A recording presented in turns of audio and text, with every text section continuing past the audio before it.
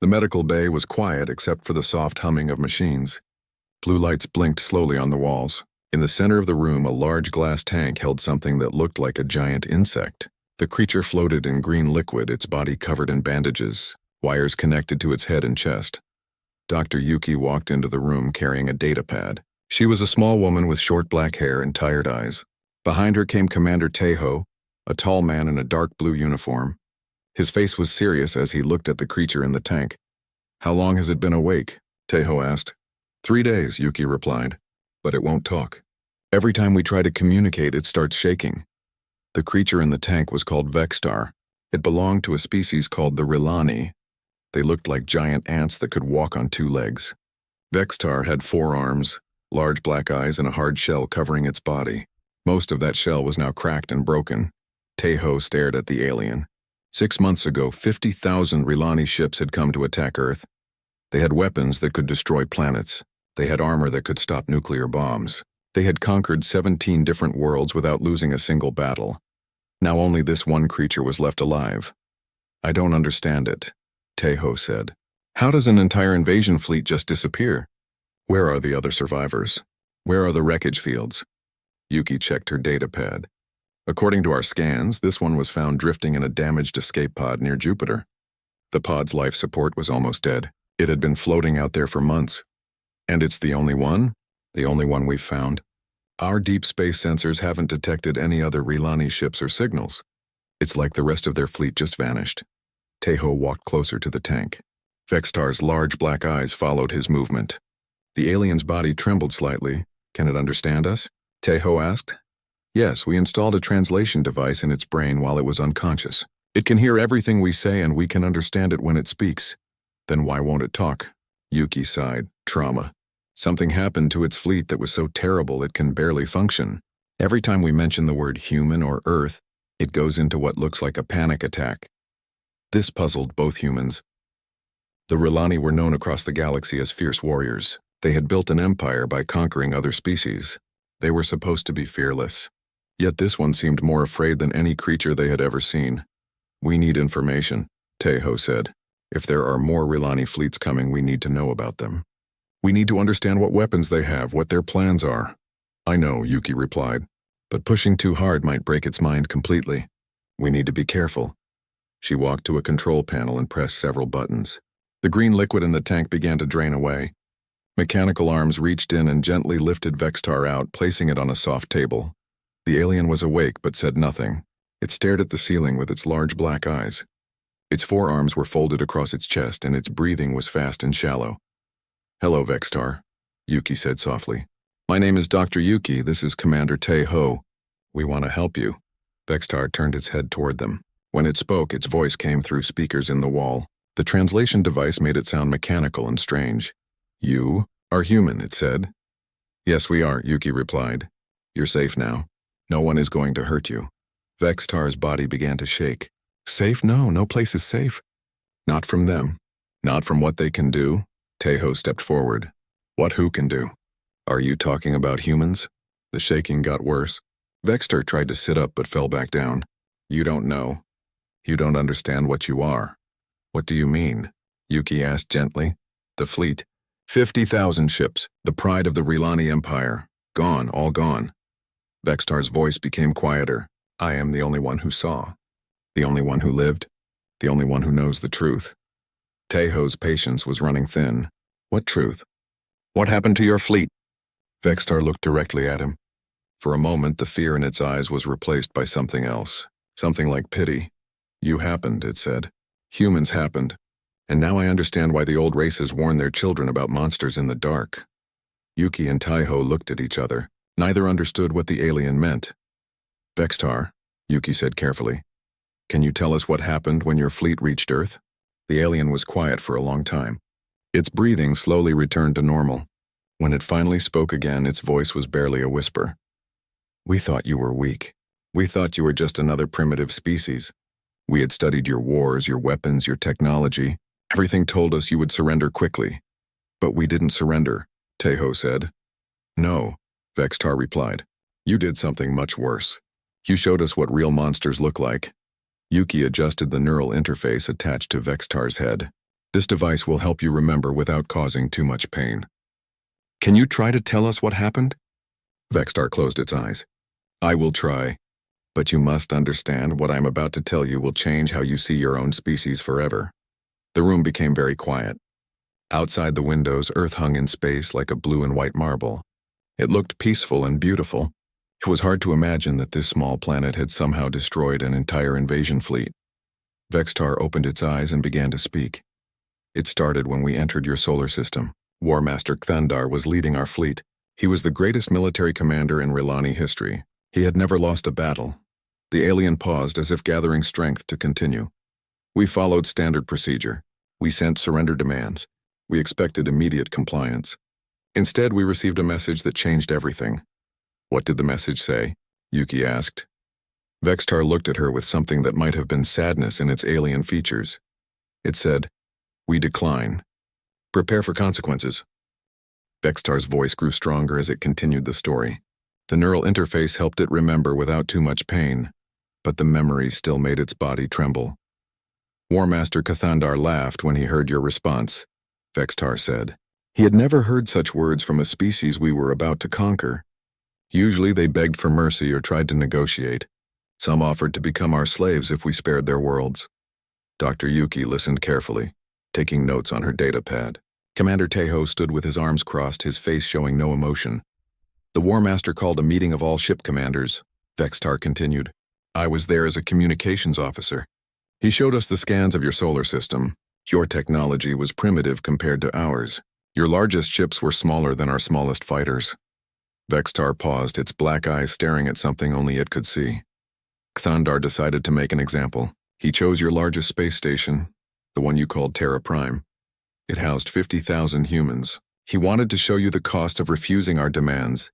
Tejo's jaw tightened. Terra Prime had been humanity's greatest achievement in space. It was a city among the stars, home to families, scientists, and workers. It had taken 20 years to build. The attack was precise, Vextar said. Our plasma cannons cut through your station's hull like it was paper. The explosion could be seen from Earth. We waited for your surrender message. But it never came, Yuki said quietly. No. Instead, something happened that we had never seen before. Every human military base, every ship, every weapon platform in your solar system activated at the same moment. It was like watching a sleeping giant wake up. Vextar's breathing became faster as the memory grew more intense. The response came from someone called Admiral Hyunwoo. His voice was calm, almost friendly. He said, "This is humanity. You have committed an act of war. We will respond accordingly." That doesn't sound very threatening, Tejo said. Vextar looked at him with what might have been surprise. That is what made it so terrifying. There was no anger in his voice. No fear, no desperation. He spoke like he was discussing the weather. The alien struggled to sit up on the medical table. Yuki helped adjust the support so it could be more comfortable. War Master Kthandar was confused, Vextar continued. In all his battles, enemy species had followed predictable patterns. They either surrendered immediately or fought in panic. But you humans did neither. What did we do? Yuki asked. You began to prepare. Every human ship that could fly moved to defensive positions. Your ground bases raised their shields.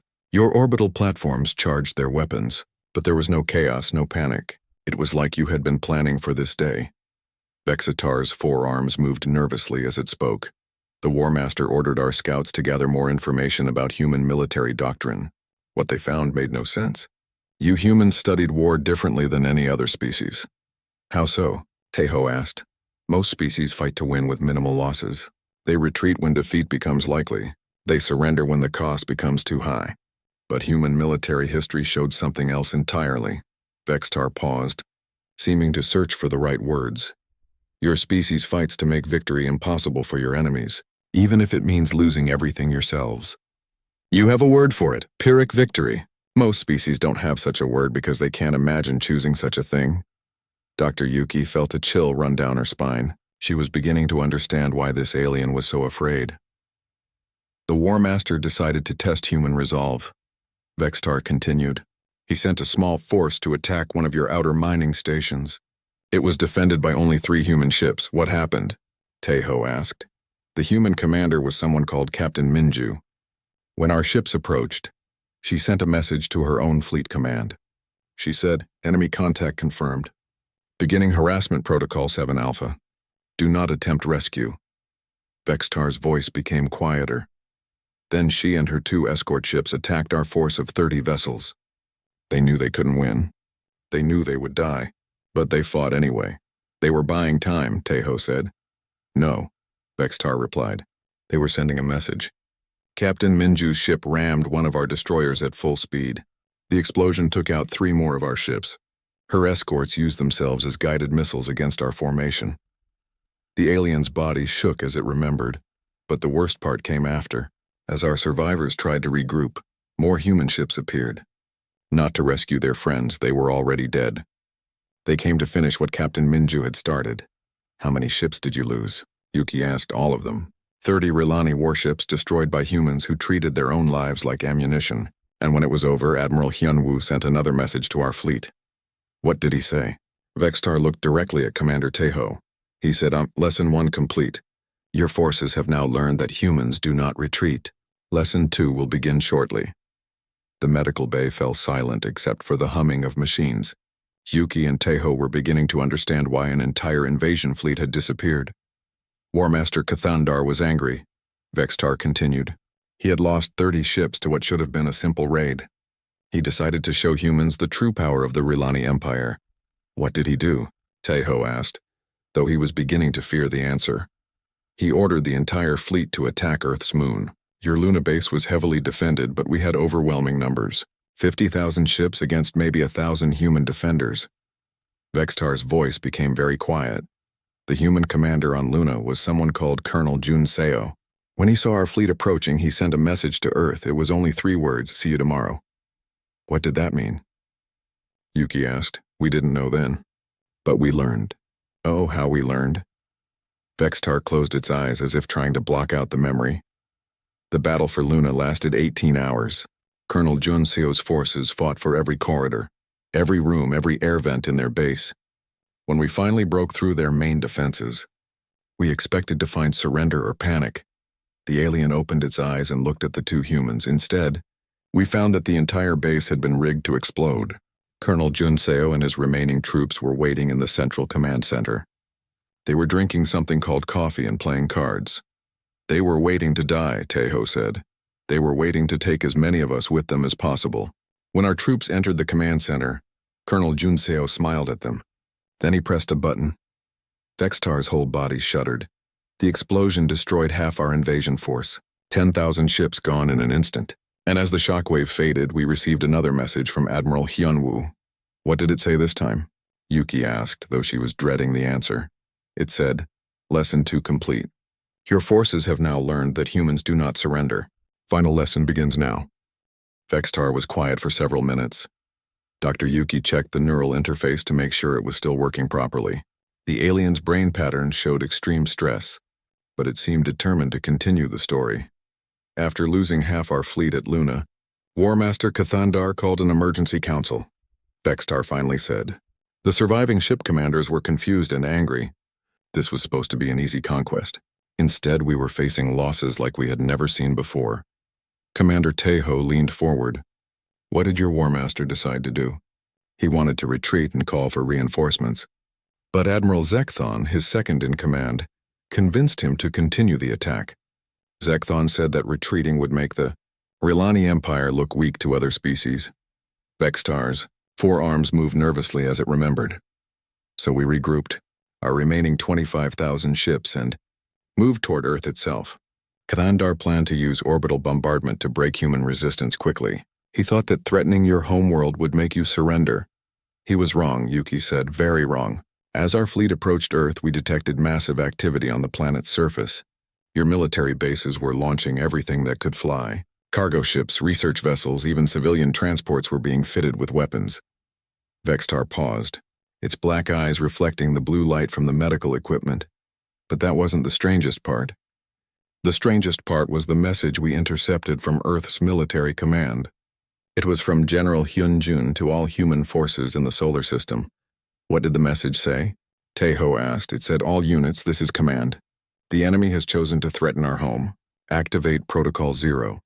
All personnel are authorized to use any means necessary to inflict maximum damage on hostile forces. Command out. Vextar's voice became smaller. We didn't understand what Protocol 0 meant until the fighting started.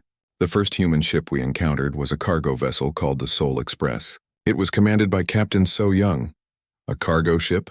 Yuki asked. Against warships? Captain So Young's ship was old and slow. It carried no military weapons. When our destroyers surrounded it, we expected immediate surrender. Instead, Captain So Young sent us a message. Vextar seemed to struggle with the memory. She said, "This is Captain So Young of the Seoul Express. I have 1,500 tons of industrial explosives in my cargo hold. I'm setting course for your lead ship. Thank you for the opportunity to serve humanity." The alien's body shook. Then she aimed her ship directly at our destroyer and pushed her engines to maximum power. Our weapons hit her ship dozens of times, but she kept coming. When the Seoul Express exploded, it took 3 of our ships with it. Commander Taeho felt a cold feeling in his stomach. He was beginning to understand what Protocol 0 meant. That was just the beginning, Vextar continued. Over the next few hours, we faced wave after wave of human ships. None of them tried to run away. None of them asked for mercy. They all did the same thing. They tried to ram us or explode near us. Even civilian ships? Yuki asked. Especially civilian ships. A passenger liner called the New Busan, carrying 2,000 people, crashed into one of our carriers. A research vessel studying space whales turned itself into a guided missile. Even a garbage collection ship tried to ram us. Vextar's voice was barely a whisper now. But the worst was Lieutenant Dong Hyun's frigate. His ship was heavily damaged and losing life support. His crew was dying. Any reasonable commander would have surrendered to save his people's lives. But he didn't surrender, Taeho said. He sent a message to his crew over the ship's communication system. He said, "Attention all hands. We are about to ram the enemy dreadnought. Anyone who wants to abandon ship has 30 seconds to reach the escape pods." Vextar paused, its breathing becoming irregular. No one left. His entire crew stayed at their posts. They sang something called Arirang as they crashed into our flagship. The explosion killed 4,000 Rilani warriors. Dr. Yuki felt tears forming in her eyes. She had never heard this story before, but she knew the song Vextar mentioned. It was an old Korean folk song about longing and sorrow. War Master Kathandar was dead, Vextar continued. Admiral Zekthon took command of what was left of our fleet. He was terrified, but he couldn't show it to the troops. He ordered all ships to form a defensive sphere around Earth and begin systematic bombardment. Did that work? Taeho asked. For a while. Our plasma cannons could destroy anything on Earth's surface. But the humans adapted faster than we thought possible. They moved their important facilities underground. They started using our own tactics against us. Vextar's forearms wrapped around its body, as if it was trying to protect itself from the memories. Sergeant Haewan was commanding a communications relay on Earth's surface. When our bombardment began, her position was surrounded and cut off from friendly forces. Any normal soldier would have tried to escape or hide, but not Sergeant Haewan, Yuki asked. She called in an orbital strike on her own position. Her message to the human fleet was, "This is Relay Station 7. Enemy forces are overrunning our position. Request immediate bombardment of these coordinates. We will hold them here as long as possible." The alien's voice cracked. Then she and her team fought to keep the Rilani troops in the open until the human missiles arrived. They all died in the explosion, but they took 300 of our soldiers with them. Commander Taeho was beginning to understand why the Rilani had lost this battle. Every human seemed willing to die if it meant hurting the enemy. Admiral Zekthon realized that conventional tactics wouldn't work against humans, Vextar continued. He decided to use fear as a weapon. He captured a human outpost and interrogated the prisoners. What did he learn? Yuki asked. Nothing useful. The human soldiers refused to give any information about their military plans. But they did tell him something that terrified every Rilani who heard it. Vextar looked directly at both humans. One of your soldiers, a young woman named Private Janai, explained why humans fight the way you do. She said, "We know we might lose this war. We know we might all die. But we're going to make sure you remember the cost of attacking us. Every species in the galaxy will hear what happened here, and they'll know that humans don't go quietly." The medical bay was silent, except for the humming of machines. Vextar's story was painting a picture of humanity that neither Dr. Yuki nor Commander Tejo had ever seen before. Admiral Zekthon made his final mistake then, Vextar said. He decided to end the war quickly by threatening to destroy Earth itself. He brought out our most powerful weapon. What kind of weapon? Tejo asked, though he feared the answer. A planet cracker, a device that could split a world in half. He thought that threatening total destruction would finally make humans surrender. Vextar closed its eyes. Instead, it triggered something called the Fenrir contingency. Vextar's entire body began to shake as it prepared to tell the worst part of its story. Dr. Yuki adjusted the neural interface to help stabilize the alien's emotional state. But she could see that even with technological help, these memories were almost too much to bear. When Admiral Zekthon announced that he was charging the planet cracker weapon, something changed in the humans, Vextar said. Up until that moment, they had been fighting to defend their world. After that announcement, they began fighting to destroy ours. Commander Tejo felt a chill run down his spine. What do you mean? Every human ship, station, and facility in the solar system received the same coded message at the exact same time. It came from General Hyun-jun's hidden command bunker. The message was only 2 words: Fenrir active. Vextar paused, its black eyes staring at nothing. We didn't know what Fenrir meant then. We thought it was just another military code. We were wrong. Fenrir was not a code. It was a promise. Dr. Yuki leaned forward. A promise of what? That if we destroyed their world, we would never live to enjoy our victory. The alien's voice became very quiet, as if it was afraid that speaking too loudly might somehow bring back the horror it had witnessed. The first sign that something had changed came from Captain Bora. She was commanding a damaged human cruiser that had lost most of its weapons. When the Fenrir signal was received, she sent a message to all human forces. What did she say? Tejo asked. She said, "This is Captain Bora of the cruiser Gwangju. If they want to play extinction games, let's show them how it's done. All ships form suicide formations. Target their largest vessels. Today we teach the galaxy what happens when you threaten humanity's children." Vextar's 4 arms wrapped tighter around its body. Then something happened that broke every rule of space warfare. Captain Bora's ship, along with 50 other damaged human vessels, turned toward our fleet and accelerated to maximum speed. They weren't trying to escape. They weren't trying to find better tactical positions. They were coming straight at us. A suicide charge, Yuki whispered. But not random or desperate.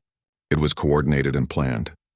Each human ship targeted a specific Rilani vessel.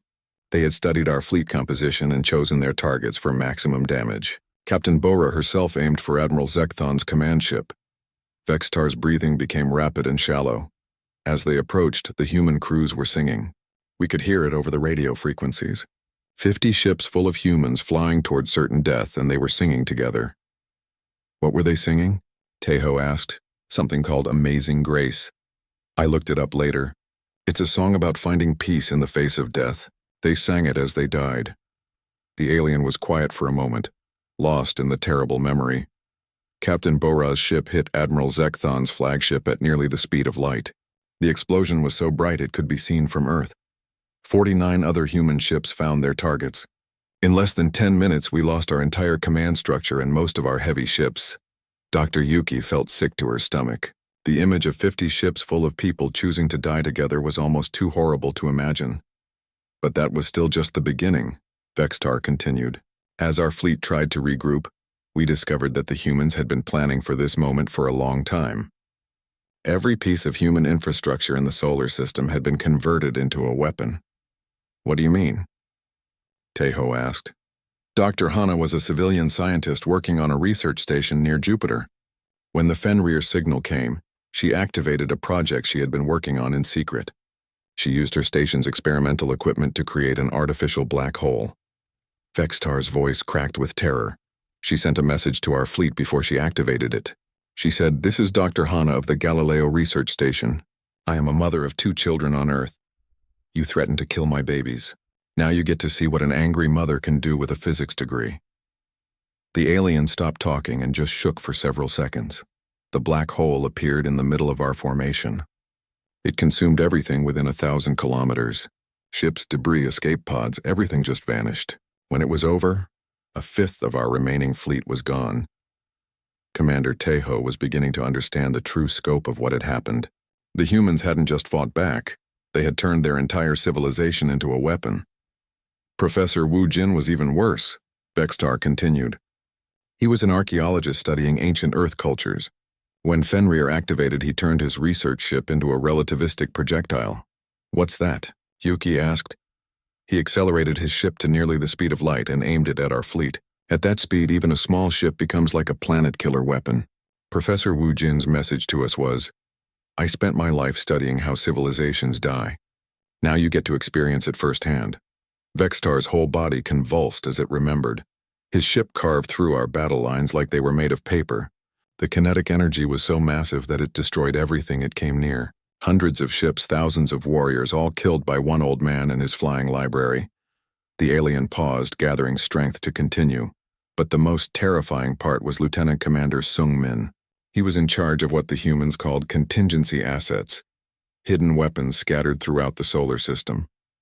Hidden weapons? Tejo asked. Every asteroid mining platform, every research station, every piece of human technology had been secretly modified. When Sung Min activated them, the entire solar system became a trap. Vexitar's voice became barely audible. Mining platforms launched rocks at us at incredible speeds. Research stations released clouds of nanobots that ate through our ship hulls. Even garbage collection vessels had been turned into mobile missile launchers. Dr. Yuki realized what she was hearing. Humanity hadn't just prepared for war. They had prepared for mutual annihilation. Lieutenant Commander Sung Min's final message to our fleet was the most chilling thing I've ever heard. Vextar said. He said, "This is Terran Defense Command. You came here to conquer us. Instead, you have awakened something that should have stayed sleeping. We are not just defending our world anymore. We are teaching the galaxy a lesson about the price of threatening humanity." The alien looked directly at both humans. That was when Admiral Zekthon realized that we were not fighting a war anymore. We were trapped in an extinction event. The humans weren't trying to win. They were trying to make sure that winning would cost us everything. Vextar closed its eyes. But even then, even with most of our fleet destroyed, Zekthon was too proud to retreat. He activated the planet cracker weapon and aimed it at Earth. He said that if he was going to die, he would at least complete the mission. And that's when humanity showed us what real monsters look like, Vextar whispered. The medical bay fell silent except for the soft humming of machines. Outside the windows, Earth hung in space, looking peaceful and beautiful. But Dr. Yuki and Commander Tejo now knew that their planet held secrets that were darker than either of them had ever imagined. "What happened when your admiral fired the planet cracker?" Yuki asked, though she was afraid to hear the answer. Vextar opened its eyes and looked at her with an expression that might have been pity. "Commander Jaehoon happened." Vextar was quiet for a long time before it could continue. The neural interface showed that the alien's brain was experiencing extreme stress, but it seemed determined to finish the story.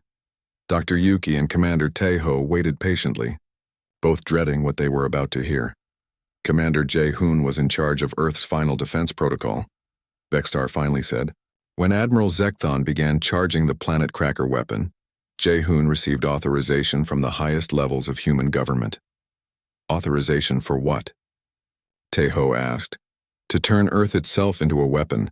The alien's voice was barely a whisper now. For years, your military had been preparing for the possibility that Earth might be invaded by a superior force. They knew they might not be able to win such a war, so they prepared to make sure that conquering Earth would be meaningless. Dr. Yuki felt a cold dread settling in her stomach. What did they prepare? Every nuclear weapon on Earth, every fusion bomb, every antimatter charge, every piece of military explosive that humanity had ever created. Commander Jaehoon had the ability to detonate all of them at the same time. Vextar's forearms trembled as it spoke. The plan was called Total Denial Protocol. If Earth was going to be destroyed anyway, the humans would destroy it themselves and take as many enemies with them as possible. Commander Tejo stared at the alien in horror. They were going to blow up their own planet? Not just blow it up. They were going to turn it into a star.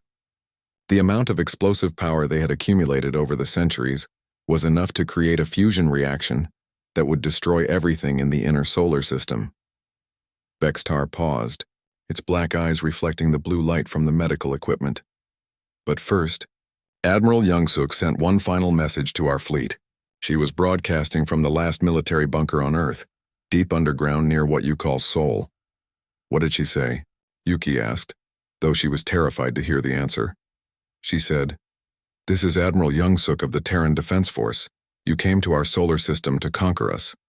You destroyed our space station and killed 50,000 innocent people. You threatened to destroy our world and murder every human being alive." Vexitar's voice grew stronger as it repeated the Admiral's words. "We want you to understand something before you die. Humans do not surrender. Humans do not beg for mercy. Humans do not go quietly into extinction. If you want our world, you can have it. But you will rule over ashes and radiation, and every species in the galaxy will know that this is what happens when you make humanity choose between slavery and mutual destruction." The alien stopped talking and just stared at the ceiling for several minutes. Then Admiral Youngsuk said the words that still give me nightmares. Vextar continued. "Commander Jae-hoon, you are authorized to execute total denial protocol. Let's show these aliens what happens when they wake up a sleeping giant." Dr. Yuki could barely speak. And then, Admiral Zekthon's planet cracker weapon fired at that exact moment. The beam was powerful enough to split a world in half. But as it reached Earth's atmosphere, Commander Jae-hoon pressed his button. Vextar's entire body shook with the memory. Every explosive device on Earth detonated simultaneously. Nuclear weapons, fusion bombs, antimatter charges, everything. The explosion was so massive that it didn't just destroy the planet. It turned Earth into a miniature sun. The alien's voice became very quiet. The shockwave from the explosion hit our fleet a few seconds later. It was like being caught in the birth of a star. Ships that were hundreds of kilometers away were vaporized instantly. The electromagnetic pulse disabled every piece of technology that survived the initial blast. Commander Taeho could barely process what he was hearing. "How did you survive?" My ship's commander lost his nerve at the last second. When he saw what was happening to Earth, he ordered an emergency jump to hyperspace. We escaped just before the shockwave reached us. Vextar looked at both humans with an expression that might have been pity, but even as we fled, we could hear Admiral Youngsuk's voice on the radio. She was still broadcasting from her bunker as the planet died around her. Her last words were, "Tell the galaxy what you saw here. Tell them that humans chose extinction over surrender. Tell them that this is what happens when you threaten our children." The medical bay was completely silent. Dr. Yuki felt tears running down her face. Commander Taeho stood frozen, trying to comprehend the magnitude of what humanity had done. "My ship drifted in hyperspace for months," Vextar continued. "Our communication systems were damaged, our life support was failing, and most of the crew went insane from what we had witnessed. I was the only one left alive when a Rilani rescue ship finally found us." "What happened when you reported back to your empire?" Taeho asked. "At first they didn't believe me. How could one primitive planet destroy the greatest invasion fleet in Rilani history? But when they sent scout ships to investigate, they found the truth." Vextar's voice became very quiet. Where Earth used to be, there was now a small star. The radiation was so intense that it could be detected from light years away. The entire inner solar system was gone. There was no wreckage, no survivors, no evidence that either Earth or our fleet had ever existed. Dr. Yuki finally found her voice. "What did your government do then?" "The Rilani High Council called an emergency session. They brought in military experts, scientists, and philosophers from across the empire. They spent weeks analyzing what had happened." Vextar looked directly at Commander Taeho. Their conclusion was unanimous. Humanity represents a Type X extinction threat to all intelligent life in the galaxy. The official decree states that no Rilani ship may ever approach a human settlement. If any Rilani vessel encounters humans, they are ordered to retreat immediately and report the location so it can be marked as a permanent exclusion zone. The alien paused, its breathing becoming irregular. But the decree went further than that. The Rilani Empire shared their findings with every other spacefaring species in the galaxy. We told them what humanity is capable of. We warned them about what happens when humans are threatened. And how did they react? Yuki asked with terror. Every major civilization in the galaxy has now classified humans as an extinction-level threat. There are species that have been at war with each other for thousands of years, and they immediately signed peace treaties rather than risk drawing human attention. Vexitar's 4 arms wrapped around its body. "You humans don't understand what you've become. You think you lost the war because Earth was destroyed. But you didn't lose. You won in the most terrifying way possible. You've become the monsters that other species tell their children about. Commander Tejo felt a cold emptiness in his chest. What do you mean? There are civilizations that worship gods of destruction, and they are afraid of humanity. There are warrior cultures that have conquered entire star systems, and they flee at the first sign of human ships. You've become the thing that makes the galaxy's nightmares possible. Vexitar looked out the window at the stars. The worst part is that you don't even know how alone you are now. Every species in the galaxy has agreed to avoid you completely. You've been quarantined, isolated. You'll never be able to join the galactic community because everyone is too terrified of what you might do if you feel threatened. Dr. Yuki realized the terrible irony of their situation. We've become too dangerous to have friends. Exactly. You won the war by proving that you would rather destroy everything than be conquered. But winning that way means you can never be trusted, never be welcomed, never be anything but feared. Vexitar's voice became very sad. I sometimes wonder if humanity realized what they were choosing when they activated Total Denial Protocol. Did they know that saving their freedom would cost them their future? Did they understand that becoming unconquerable would also make them untouchable? The alien looked directly at both humans. The galaxy has learned its lesson. No one will ever again make the mistake of threatening humanity directly. But they've also learned that humans are too dangerous to be anything but enemies. Commander Tejo asked the question that was haunting him. Are there other human colonies out there? Other settlements that survived? Yes, but they're all isolated now, surrounded by exclusion zones that no other species will cross. Humanity has achieved perfect security at the cost of eternal loneliness. Vexitar closed its eyes. Sometimes I think Admiral Youngsuk's final message was really a curse. She said to tell the galaxy what we saw, and we did. Now everyone knows that humans don't fight wars. You wage extinction events. You don't seek victory. You seek to make victory impossible for anyone who opposes you. The alien opened its eyes one last time. You asked me to tell you what happened to our invasion fleet. Now you know, but more importantly, now you understand what humanity has become. You are the species that chose mutual annihilation over surrender. You are the monsters that the galaxy fears in the dark. The medical bay fell into complete silence. Outside the windows, the stars twinkled peacefully. But Dr. Yuki and Commander Tejo now knew that among those stars, their species was completely alone. Humanity had won the ultimate victory and paid the ultimate price.